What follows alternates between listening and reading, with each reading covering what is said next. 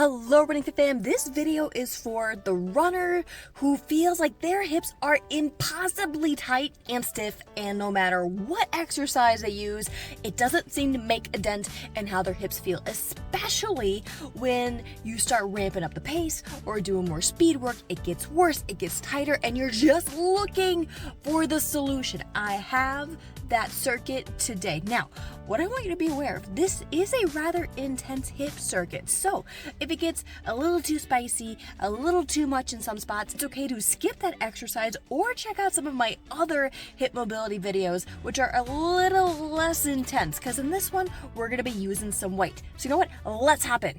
You're going to be tempted to skip this first exercise, and I highly suggest you do not, because what we are doing is reminding your body how to access end range hip internal rotation, which is a very fancy way of saying you need this motion when you are sprinting or running fast. And yes, the camera fell down. I was not happy. So go ahead and do this on both sides because it will prime your body. It will set you up for success for the next exercise. Pro tip, the elbow that is down on the ground, push through that and then lift the leg with the bent knee and the opposite arm. What we are doing here is engaging your glute and encouraging it to keep the motion that you just created with the previous exercise. What this also does is get your body ready to work as a whole machine, as an entire body sync together so you can make the most out of your speed work. Let's really work into the hip mobility now. We're going to start with a classic hip 90-90, and there are several parts of this. So pick what you want, throw out what you don't like. That's okay. Start with the shin box, moving side to side. Add a weight overhead and see how that feels different. You can make it heavier if you want to. At the end, add this frog bridge where you are actively moving into the new mobility that you created by activating the glute muscles.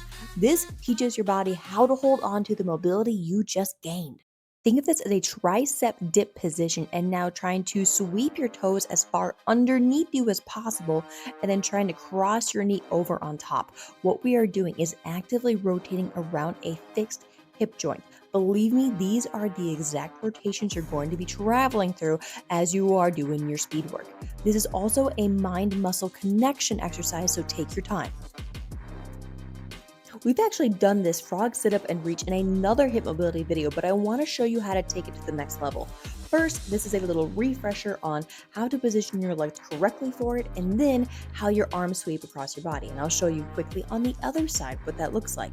What we're doing, however, is taking a weight and adding a lift to this exercise. What this is doing is actively carrying your body through the internal and external hip rotations, meaning just a lot of hip mobility, while asking your core and glute to get involved. Because obviously you're going to need all of that to work as a team if you are doing any kind of speed work.